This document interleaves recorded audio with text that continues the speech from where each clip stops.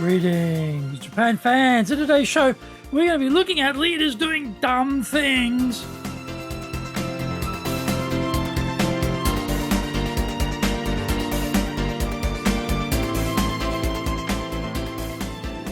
Maishu, arigatou gozaimasu, and welcome back to the 7th year of the Leadership Japan series. I'm your host, Dr. Greg Story, your corporate coaching and training guy committed to your success.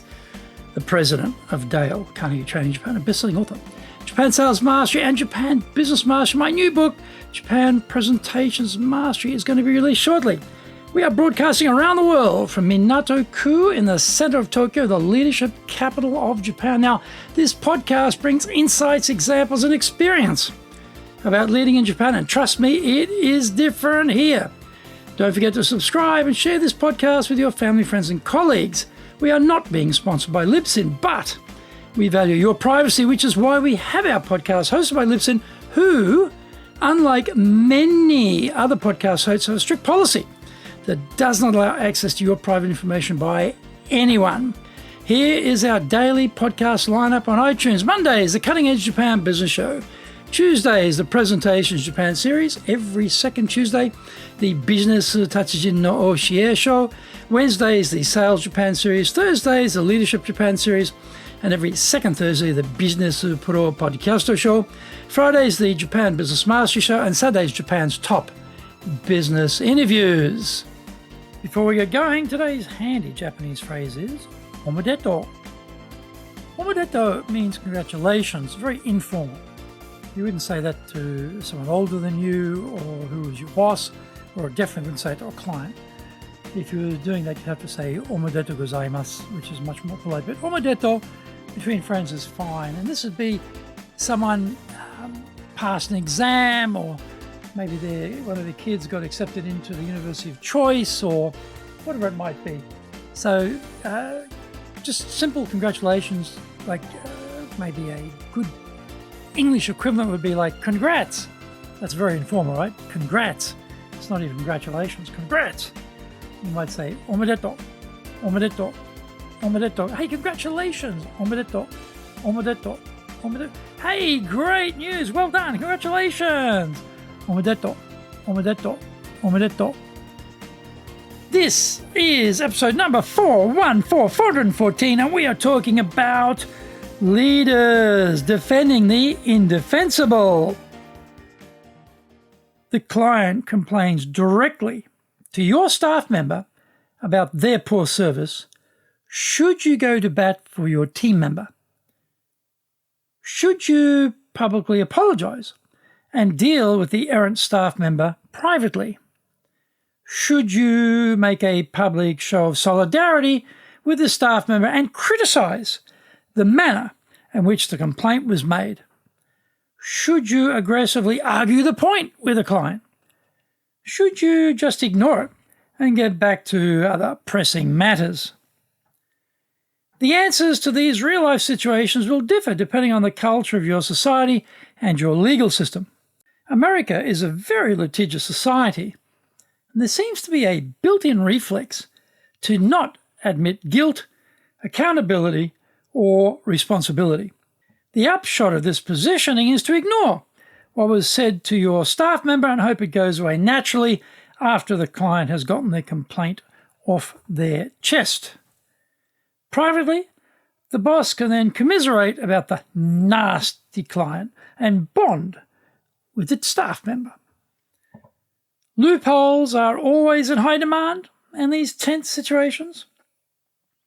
The favourite one is to complain about how the client communicated the complaint. If the client is really losing it and abusing the staff member, that is great for the boss. Now, their high horse can be mounted and a full attack on the unreasonableness of the client can be commenced. It's a bit trickier when there is no name-calling and no florid abuse of the staff member's stupidity.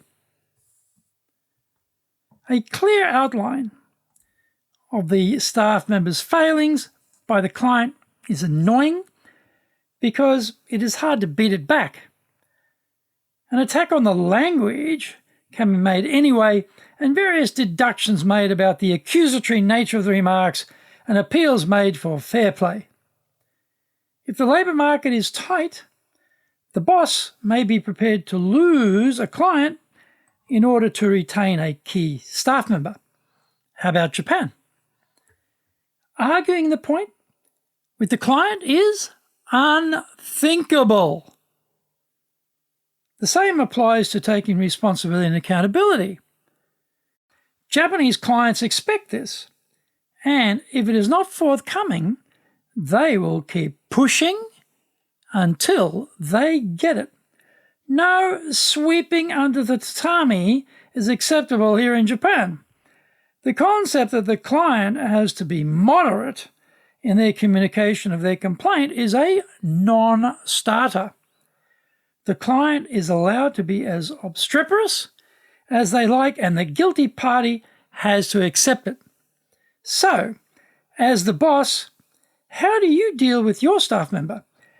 Do you hang them out to dry and bear the full force gale of invective from the client as a good lesson in client service requirements? Do you stand up for them and defend them against the client's claims while privately reading them the riot act? Do you decide the staff member is someone you would rather retain than the client? Find out more when we come back from the break.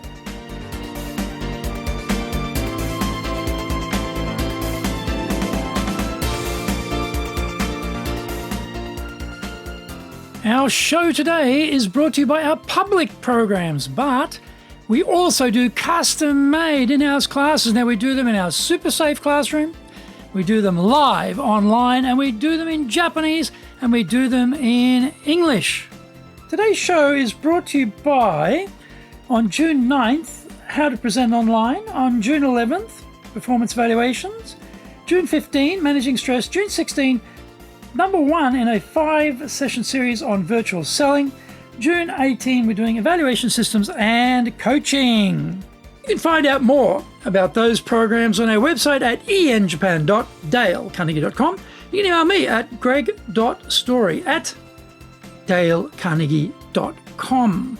Get my best-selling books, Japan Sales Mastery, the Bible for selling in Japan, and Japan Business Mastery, as well as my new book, Japan Presentations Mastery. If you like learning by watching videos, we have over 1,000 for you there on Japan Dale Carnegie TV on YouTube. We release 3 TV shows every week on YouTube. The Cutting Edge Japan Business Show, that's a premier business show in Japan, comes out Mondays. Fridays we have Japan Business Mastery Show. Saturdays, Japan's top business interviews, where I interview leaders in Japan from SMEs all the way up to the corporate captains of industry on one topic, leading in Japan. Every second Thursday, we release the Business Pro Television Show. Don't forget, you can email me at greg.story@dalecarnegie.com.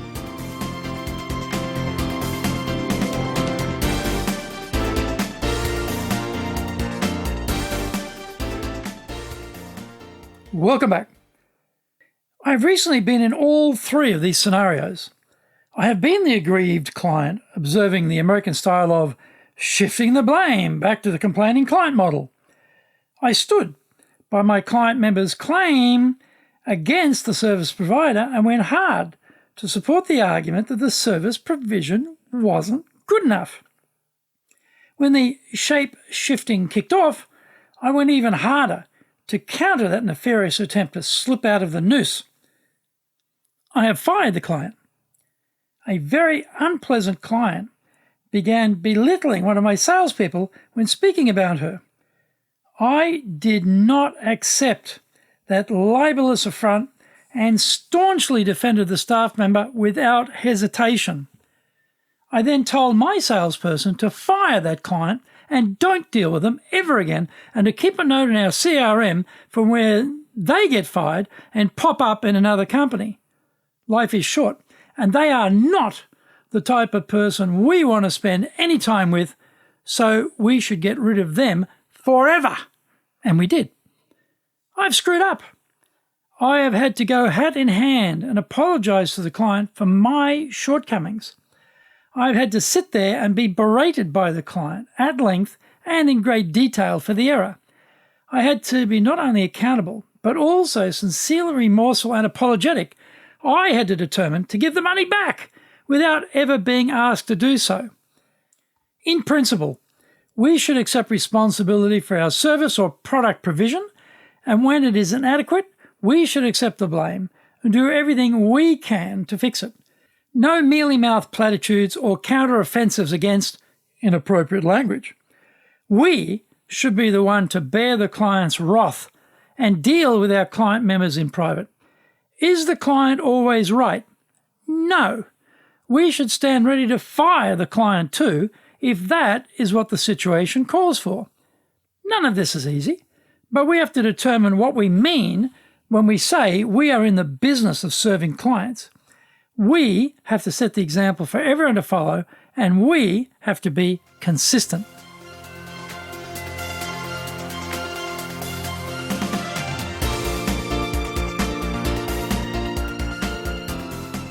Thank you for joining the Leadership Japan series. If you found the program useful, then share it with your family, friends, and colleagues. Don't forget to subscribe and share this podcast. Take what you found valuable, immediately put into action, because idea application is what makes winners winners. Be one of them. Remember, I'm your corporate coaching and training guy in your corner, committed to your success here in Nippon.